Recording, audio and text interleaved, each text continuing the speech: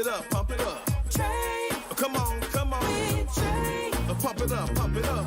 It's the day with This is the day to gain inspiration, to make a positive change in the nation. We're inviting you to partake in conversation, to raise your vibration. It's the day that we will all celebrate all of our peeps that make this thing elevate. Watch the negative fade away, cause it's the day with Trae.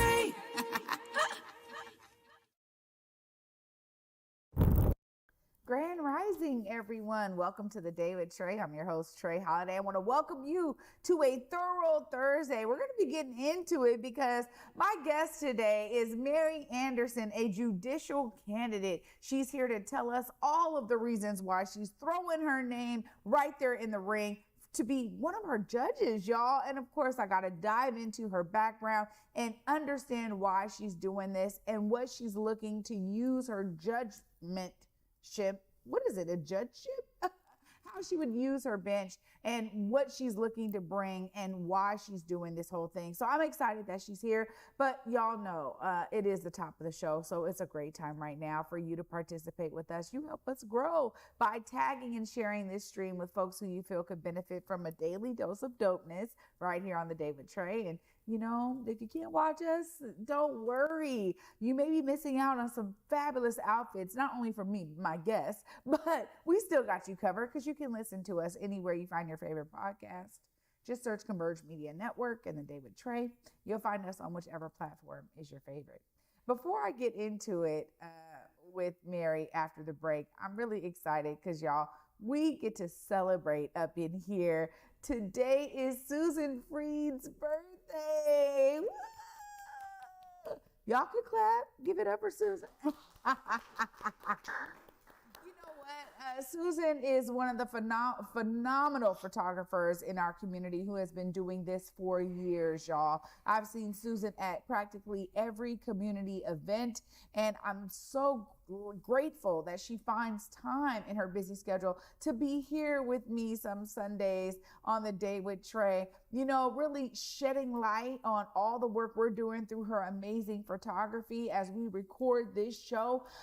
Every time that I have Susan in the studio, Susan is such a light. And for many of you that know her and experience her out there in the community, you know her dedication to community is real. There's something so special about the work of some of our photographers, specifically anyone who's doing media style work, for me, because they're capturing the sign of the times. And throughout the decades, Susan has been capturing so many amazing things, y'all. And so I'm telling you, one day we're going to have Susan's entire collection on display because she has thousands and thousands of photos, just picturing all of the precious moments that have happened at so many different community events. So I actually encourage you to give some love to those who may be out there in community doing similar work as Susan. It is so special because this is what we need for folks to see it 50 years from now, 100 years from now, for them to be looking at these photos that Susan Freed took, y'all, because she was there on the scene. You know, every day that I'm in the Black Media Matter studios, it reminds me that this wall behind me is another, you know, fuel to this whole show, everything we do in the studio, because we are reminded by just having this amazing photo montage, this collection from there he is right there, Al Smith, y'all. Oh, you can't see him, but I can, right? At the end of the day, he was dedicated in that same way. When we look at all of these amazing photos, they are just pieces of time that are now frozen for us to be able to learn from, to lean into. And so huge shout out to Susan Freed, y'all, for her birthday and her dedication. I just had to dedicate the first top of the show to Susan. Happy birthday, Susan. I'm looking at you, but I'm gonna look at her too. Happy birthday, Susan. You are appreciated. You are loved, my friend. We are so grateful that you are here with us on the Day with Trae and Converge Media. Of course, Susan. We love you. Oh, y'all. Okay. Up next, y'all, I had to give Susan her flowers, okay? Up next, we got Mary Anderson in the building. After this short break, we're going to be talking all about her judicial candidacy, y'all, right after this. Stay tuned. You're watching The Day with Trae. Spring Awakening, live on stage this June at the Fifth Avenue Theater. Winner of 8 Tony Awards, Spring Awakening weaves youth, love, and the clash between generations all in one powerful rock musical. Buy tickets now at fifthavenue.org. Ballet's greatest comedy, Coppelia, returns to Pacific Northwest Ballet. Perfect for all ages, Coppelia delights with dazzling dancing and magnificent music played by the PNB Orchestra.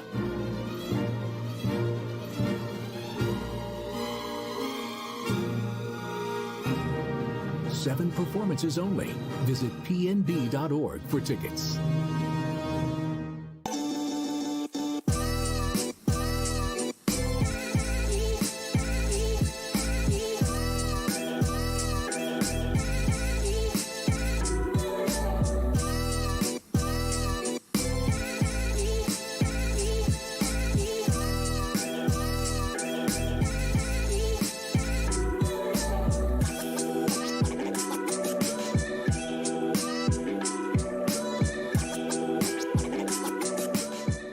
Africatown Plaza is our latest affordable housing development project. It's 126 units of affordable housing over community commercial space. It's the first time in my career, and I've been doing this for 10 years, that I was able to design for people who look like me. Africatown Plaza is a beacon of hope. Africatown Plaza is a love letter to the community.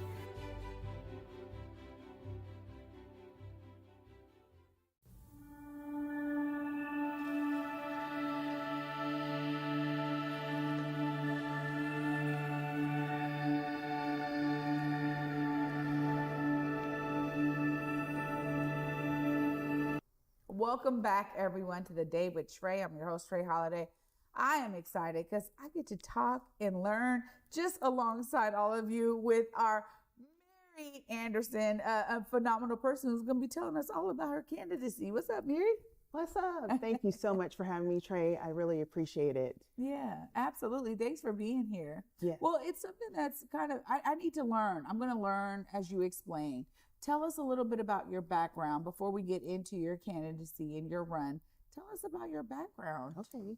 So I was born in San Diego, California, but my parents brought us up to Washington State. So I have lived in the Snohomish County area for the past 40 years. And I am married to my husband of 30 years, yes. And he and I raised a beautiful young lady that served in the United States Navy. And believe it or not, law is my third career. Wow. Yes. So I owned and operated a construction firm, and I owned and operated a mortgage brokerage firm, and now I currently own a law firm. Wow. Yes. And I'm self-taught in all aspects of business, entrepreneurship, mortgages, finances, law. So when I decided to go back to law school, it's because that big crash that happened in 2008. Mm-hmm. So I went back to law school, and right out of law school, I opened up my own firm, Guidance to Justice Law Firm. And there, I'm a trial attorney, and I have argued before our state Supreme Court not once but twice. Additionally, I have federal practice experience, transactional experience, and so much more. And so I have done a lot in my short years here on this earth. I mean, you know, there's something to be said about probably each one of those jumps for you, right? Like there was some type of impetus to be like, okay, I'm done in construction. I'm going to move onto this side. Because maybe, were you in residential construction? Yes, okay. Residential and commercial, both. So you were seeing like the beginnings of it. And then you have these buildings that are completed. You have these homes that are completed. So then you move into mortgage brokerage. Like this is, those two can kind of be tied, but then law feels like a huge jump. What was it that got you to say, I need to go to law school and learn this industry? Yes. So Truly, I knew at a very young age that I wanted to practice law. I wanted to be an attorney. I wanted to make sure that I understood my rights. Because when I was younger, these individuals came into our home, broke into our home, assaulted my mom, and we didn't know what we didn't know. And I thought at that moment, at the young age of 10, this will never happen to another family again. It certainly is not going to happen to my family, because I want to ensure that I get educated so I can actually help other people know their rights, understand their rights, and then invoke their rights. And so I got into law to ensure that I was able to help folks. That's why I actually, 2 years out of law school, I petitioned directly to the state Supreme Court on a particular case. This was a housing case, and the state Supreme Court took it on direct review. What that means is basically, normally the trial court has it, and if you believe as a trial attorney that they got it wrong, then you normally would petition to the Court of Appeals. That's the next step. But I knew that this was such a substantial public impact type case that I wanted to petition directly to our Supreme Court. So I did that 2 years out of law school. Not only did the state Supreme Court accept that case, I argued that case, and we won a 9-0 opinion. And that case is a case that's taught to different foreclosing trustees to ensure what not to do in violating people's rights. Wow. Yes. I mean, there's something really special too, because when you talk about your personal history and the connection, someone, breaking into your home, I'm telling you, every guest, every time, it's so beautiful to me to see how people utilize their lived experience to fuel the decisions that they make in their life to get them to specific industries, whether that's job, whether that's in community, whatever it is. It's so beautiful to hear that, because you experienced something and you were like, no, there's something I can do to educate myself and to learn, so that doesn't happen again, right? Or so I know what to do. And so I really appreciate you sharing that personal story, but also too, what are some of those ways that you have utilized now, as a trial attorney, that you've utilized kind of your lived experience in construction, in real estate, to really bring all of that kind of to culminate it all into, the work you were doing as a trial attorney? Yeah, so as a trial attorney, I practice in 3 types of areas currently: civil rights, personal injury, and real estate. And so with my background and my burning desire to ensure people's rights are not violated, I actually brought a class action suit against Department of Transportation with 2 other law firms, but I was lead counsel in this matter. And it was our law firm that made systemic changes on how the Department of Transportation would give you notices with respect to crossing the tolling. So a lot of individuals, they didn't necessarily get notice, and so they would go and try to get their license or their tabs, and they were prohibited from getting their tabs because they had this unpaid toll bill that ballooned all the way up to sometimes $1,500. Crazy. And so I knew, again, when something's not right, and if someone is not treating you correctly, you should be able to stand up, even against the powerful corporations, i.e. Department of Transportation. And that's exactly what we did. Wow. I mean, well, you're definitely taking your personal experience and take on these like major cases. What was it that then made you say, out of all that I've done now as a trial attorney, I'm ready to throw my name in the ring to be a judge? Tell us about that transition and why you're running. There's a lot of reasons why I'm running. One would be, I really believe the judiciary needs to be reflective of its community. And right now, it is not. It's a beautiful thing when we have diversity of thought, because that's how we're able to move our county or our nation forward. If we just have the same old, how are we going to move forward? And if we don't have diversity of thought, how are other people going to know about my experiences and other people's experiences and or my clients' experiences? Yeah. When you see what you only see, you can't see at all. That's what I say. And so my goal and desire is to always educate people on how to see things from my perspective. And so that's one of the reasons why I'm running. And then the other reason is, believe it or not, in Snohomish County, there has never been a Black female judge in the history of Snohomish County. Put another way, since the inception of 1861. But I'm not even talking about there has never been a Black female judge. I'm talking about on any level. The municipal level, the district level, the superior level, and the Court of Appeals. So I think it's about time we get someone in there that has a different, fresh, new perspective. Wow. Well, you're talking about, I mean, when you think about representation, as you said, and diversity of thought, it's so true. You can look up all of these statistics that show how diverse teams work better, right? The monotony of thought, like everyone thinking the same way or coming from the same experience, actually hurts productivity. There's just now so much data out there that really shows this. But to never have had a Black female judge at any level, that is major. And so that means all this time, any Black woman who was finding themselves in the court system in Snohomish County, there was no one at a judge level that reflected them at all. And so that's saying something major. And definitely there's a need to diversify. When you think about the things you want to do, if you were to win this seat, tell us about some of the things you're really looking to do as a judge. As a judge, I really want to bridge that gap between the community and the judiciary, which is the bench, which is the court, which is me. You see, a lot of people come into court and they're not necessarily seen or heard. And this is from, again, lived experience.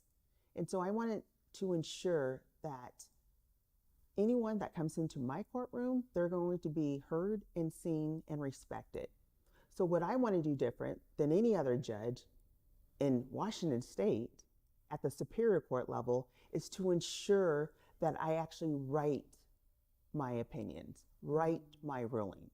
I want to demonstrate to the litigants that are in front of me, I hear you, I see you, and this is my legal analysis.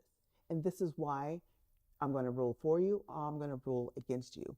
Because that way it creates trust within the judiciary. And not just, hey, I'm going to rule this way because of X, Y, and Z. A lot of people don't know it's the trial attorneys who educate the judges on the different issues and facts in our case. It is the trial attorney who drafts the rulings that the judges sign.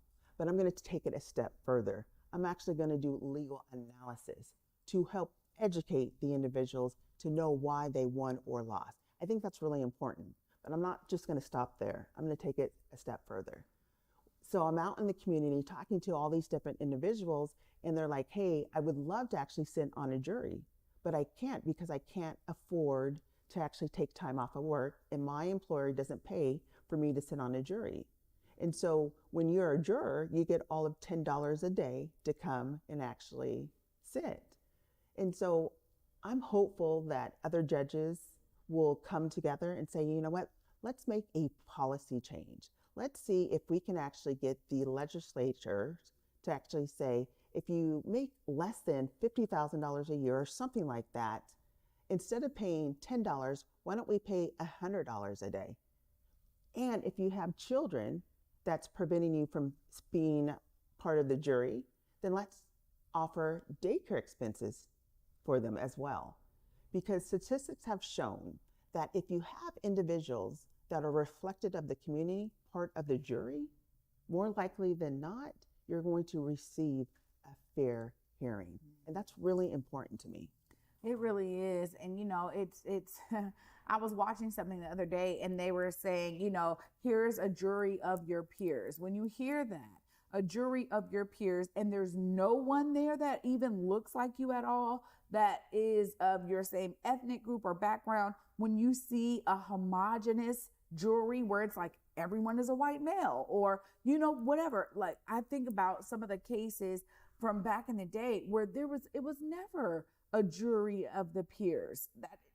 When someone explained it, they said, "Oh, we're just saying they're human beings." I'm like, that is not peers. That word peers means something. And hopefully somebody on the jury actually reflects my lived experience in some way. Like no ethnic background, no ethnic group is a monolith. But if there's no diversity at all, there's nothing that even looks like me, how can anyone who finds themselves in that situation feel as though that jury is their peers? So I appreciate that you are looking to actually take these steps further, as you say, to really ensure that you're bridging that gap between community and judiciary. I think it's important too, because oftentimes whatever circumstances lend you or lead you to be in front of a judge, there's already so much other stuff you're dealing with, right? And so you come in automatically thinking, this person either is not going to understand me or I got to jump through hoops in order to get them to see my perspective. So there's a lot that needs to be done there. I'm actually glad that you were able to shed some light on this. As folks out there in Snohomish County are filling out their ballots, I want you to look right there, let them know how they stay connected and plugged in with your candidacy. Thank you so much. Please go to electmaryAnderson.com, and you can follow me on Facebook at Elect Mary Anderson as well. Please check me out. And if you see what you like, vote Mary Anderson for judge, the people's voice, because everyone deserves a good judge. There we go. Mary, thank you so much for joining me today. Thank you for your dedication to this work. Thank you. Absolutely. Y'all, I told you it's a thorough Thursday. We got thorough with Miss Mary Anderson here. I'm going to wrap it all up right after this short break. Stay tuned. You're watching The Day with Trae.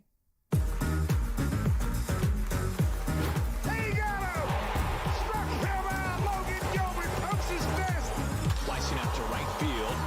A diving catch. Candone lays out, and he makes the catch. Swinging a line shot. Diving catch. J.P. Crawford behind the bag at second. And the ball game is over. A tremendous flying, diving, spectacular catch. Looking for laughs? Looking for love? Fast Talking Figaro has got you covered. Toe-tapping melodies, lively staging, and colorful costumes. Don't miss The Barber of Seville, May 4th through 19th at McCall Hall. Tickets at seattleopera.org.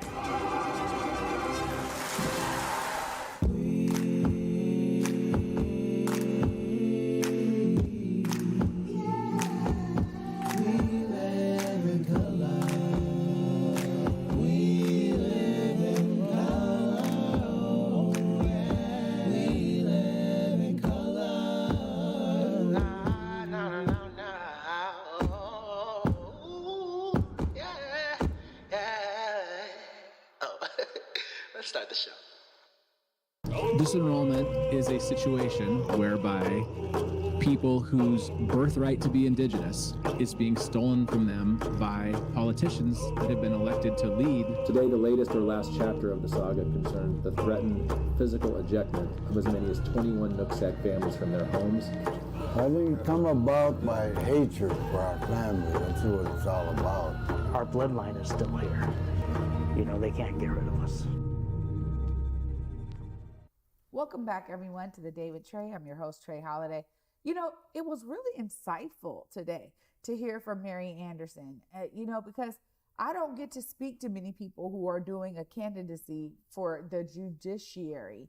And to be honest, the history that she would make as the first Black female judge in Snohomish County on any level says a lot. But it also is important for y'all to kind of pick up this inspiration. She could have just stayed in construction. She had a business. Construction's booming here in Washington State, but she kept on pushing further. And that for me is a story of resilience that we can all learn from. You know, when I talk about being inspired, I mean it, y'all. I'm sitting here listening to my guests every single weekday at 11 a.m., you know, and I am so inspired. I'm filled with it because everyone has that thing for them that we can all learn from. So find that thing for you. If you don't already have it, you could be out there doing some phenomenal stuff. But if you don't, if you're like, man, I'm just feeling unfulfilled, I think I should do more. Trust me, I have been exactly where you are. That's why I'm always encouraging you all to be inspired, because one day you will be part of the solution when you choose to do something about it. For me, y'all, until tomorrow at 11 a.m.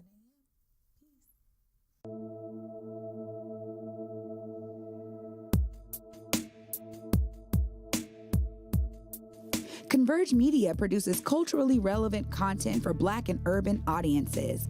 Our coverage is raw, transparent, and objective, praised by community leaders, government officials, and residents.